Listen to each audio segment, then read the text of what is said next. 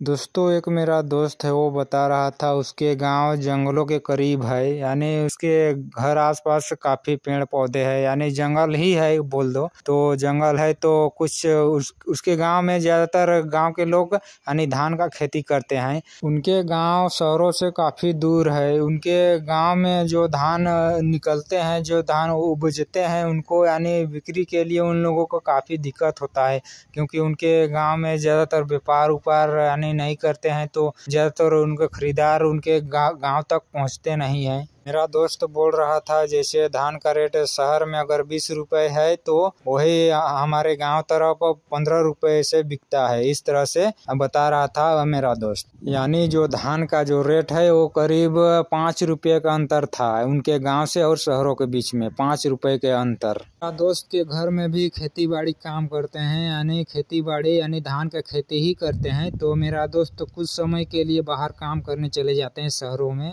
अपने घर से दूर शहरों में काम करने। शहरों में रहते हुए मेरे दोस्त को कुछ मालूम हो गया था धान का जो कारोबार होता है, जो धान के बारे में, चावल ये सब का कारोबार होता है, उसके बारे में मालूम चल गया था कि गांव में क्या रेट चलता है और शहरों में क्या रेट चलता है, उसको अच्छी तरह से मालूम हो गया था। यानी उसके गांव में धान 12-13 बिक रहा है तो शहरों में उसको अगर ले जाके बिक्री करने से वो 17-18 इस तरह से मिल जाता है, यानी मिल जाता है उसको आसानी से। मेरा दोस्त है वो धान का जो खेती होता है वो जो समाप्त हो जाता है, यानी धान का कटिंग हो जाता है, तो वो शहरों में चले जाते हैं। शहरों में बोल रहा था वो होटलों में काम करता है, तो होटलों में जैसे चावल का जो बिक्री यानी चावल का जो खपत होता है, चावल का यानी पाउडर जो होता है, आटे जो होता है, उस सब के बारे में उसको मालूम था कि कैसे बिक्री होता है, कैसे रेट खरीदा जाता है। इस सब के बारे में मेरे दोस्त को अच्छी तरह से मालूम था। मेरा दोस्त ने कुछ आइडिया निकाला कि सस्ते में जो धान बिक्री होते हैं उनसे कुछ फ़ायदा नहीं होता है, तो मेरा दोस्त ने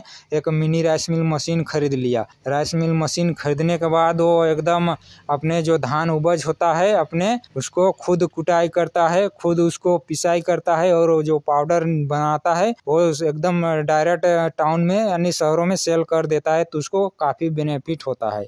मेरे दोस्त ने ये जो rice mill machine, mini rice mill machine खरीदा वो करीब 30,000 रुपये का है। तो 30,000 रुपये खरीद कर वो अब शहरों में टाउन में काम करने नहीं जाता है, उसको तो अब घर में ही काम मिल गया, क्योंकि घर में उसके गांव में बहुत सारे किसान हैं, तो अब गांव में किसान से ही वो धान खरीदता है और उसको कुटाई करता है, फिर उसको पाउडर बनाता है, फिर वो पाउडर को बड़े बड़े होटलों में सेल कर देता है। मेरा दोस्त शहरों में कुछ समय तक काम किया था, तो उसको आइडिया हो गया था कि टाउन में यानी कहाँ कहाँ बिक्री करना है, तो कहाँ कहाँ होटल है, कैसे बात करना है होटलों से, कैसे डील करना है, इस सब के बारे में उसको अच्छी तरह से मालूम था। तो होटलों में जाके उनको जो डिमांड था, यानी जो पाउडर होता है राइस पाउडर, उसका जो डिमांड था उसके बारे में वो अच्छी तरह से उनसे बातचीत किए। उसके बाद वो उन्हीं लोगों को यानी जो पिसाई करता है और सेल कर देता है।